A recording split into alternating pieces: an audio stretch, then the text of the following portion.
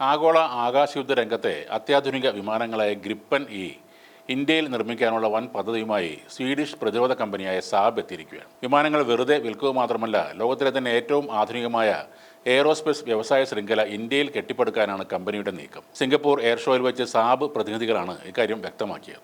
റാഫേലിനും തേജസിനും കൂട്ടായാണ് ഗ്രിപ്പൻ എത്തുന്നത്. നിലവിൽ ഇന്ത്യൻ വ്യോമസേനയുടെ കരുത്തായ റഫാൽ, തേജസ് വിമാനങ്ങൾക്കൊപ്പം ഏറ്റവും മികച്ച രീതിയിൽ ഇണങ്ങിച്ചേരുന്ന ഒന്നായിരിക്കും ഗ്രിപ്പൻ എന്ന് സാബ് chief marketing officer Michael Franson പറയുന്നു. ചുരുങ്ങിയ കാലയളവിൽ കൂടുതൽ വിമാനങ്ങൾ സേനയുടെ ഭാഗമാക്കാൻ ഈ കരാറിലൂടെ സാധിക്കും. ഗ്രിപ്പൻ യുടെ പ്രത്യേകതകളിൽ ഒന്നാണ് അതിന്റെ ആധുനിക സെൻസറുകൾ. ശത്രുവിനെ വേഗത്തിൽ കണ്ടെത്താനുള്ള ലോകോത്തര സെൻസറുകളും നെറ്റ്വർക്കിംഗ് സംവിധാനവും ഇതിലുണ്ട്. കൃത്രിമ ബുദ്ധി, അതായത് AI സാങ്കേതികവിദ്യ ഉപയോഗിക്കുന്നതിനാൽ മറ്റ് വിമാനങ്ങളെക്കാൾ ബഹുദൂരം മുന്നിലാണ് ഗ്രിപ്പൻ. എന്നാൽ ലോക വിപണിയിൽ ലഭ്യമായതിൽ വെച്ച് ഏറ്റവും ചിലവ് കുറഞ്ഞതും എന്നാൽ ഏറ്റവും ആധുനികവുമായ യുദ്ധവിമാനം കൂടിയാണ് ഗ്രിപ്പൻ എന്നത്. ഇന്ത്യൻ സർക്കാരിന് മുന്നിൽ ഇപ്പോൾ സാബ് വെച്ചിട്ടുള്ള ഈ വാഗ്ദാനം പ്രതിരോധ മേഖലയിൽ വലിയ മാറ്റങ്ങൾക്ക് വഴി തുറക്കും. 300 കമ്പനികൾക്ക് വലിയ അവസരമാണ് ലഭിക്കാൻ പോകുന്നത്. രാജ്യത്തെ ചെറുകിട ഇടത്തരം സംരംഭങ്ങൾ ഉൾപ്പെടെ 300ഓളം കമ്പനികളെ ഉൾപ്പെടുത്തിക്കൊണ്ടുള്ള ഒരു വലിയ വ്യവസായ ശൃംഖലയാണ് സാബ് ഇതിലൂടെ ലക്ഷ്യമിടുന്നത്. സാങ്കേതിക വിദ്യ കൈമാറ്റം നോക്കുകയാണെങ്കിൽ പ്രതിരോധ വ്യോമയാന ചരിത്രത്തിലെ തന്നെ ഏറ്റവും വലിയ സാങ്കേതിക വിദ്യ കൈമാറ്റത്തിനാണ് കമ്പനി ഇപ്പോൾ തയ്യാറെടുക്കുന്നത്. ഇന്ത്യയെ ഒരു പ്രാദേശിക വ്യവസായ കേന്ദ്രമാക്കി മാറ്റി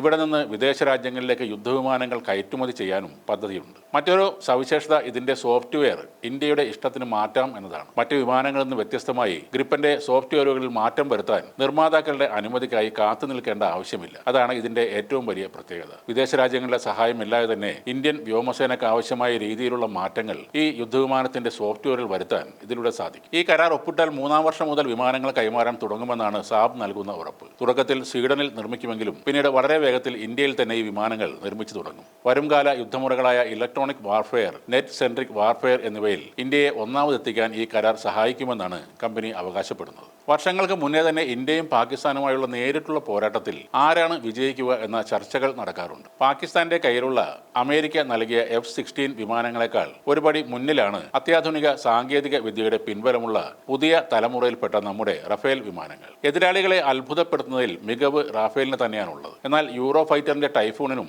F-22, F-35 ഗ്രിപ്പൻ പോർവിമാനങ്ങൾക്കും പുറകിൽ 6ാമതാണ് F-16 സ്ഥാനം. എതിരാളിയുടെ കണ്ണിൽപ്പെടാതെ കൂടുതൽ സമയം നിൽക്കാനും പെട്ടെന്ന് എതിരാളിയെ സ്തബ്ധനാക്കാനും കഴിയുന്നതാണ് റഫേലിനെ ഇതിന്റെ മുൻനിരയിൽ നിർത്തുന്നത്. റഫേൽ ഫൈറ്റുകൾ F-16 കടത്തിവെട്ടുമെങ്കിലും നിലവിൽ സ്വീഡിഷ് പോർവിമാനമായ ഗ്രിപ്പന് പിന്നിലാണ് നിരീക്ഷകർ റഫേലിന് സ്ഥാനം കൊടുക്കുന്നത്. ഇപ്പോൾ AI സാങ്കേതിക വിദ്യയുമായി ഗ്രിപ്പൻ എത്തുമ്പോൾ അത് ഇന്ത്യൻ വ്യോമസേനയ്ക്ക് ഒരു മുതൽക്കൂട്ടായി മാറുകയാണ്.